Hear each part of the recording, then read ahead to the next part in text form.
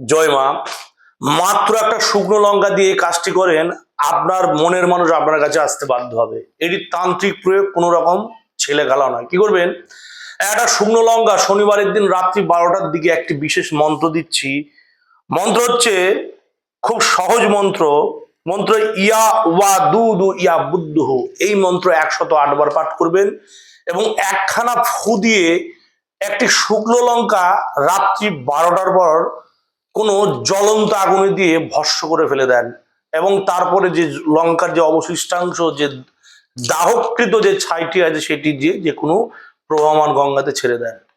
দেখবেন তারপরে মজা, তারপরে ক্যালি, তারপরে খেল। আপনি যার উপর এই ক্রিয়াটি করবেন তার গোটা শরীর, সর্বাঙ্গ শরীর জ্বলে যাবে। সে যতক্ষণ না এসে আপনার কাছে তার ভুল স্বীকার করবে, আপনার প্রেম নিবেদন সে স্বীকার করবে, ততক্ষণ তার শরীর জ্বরা বন্ধ হবে না।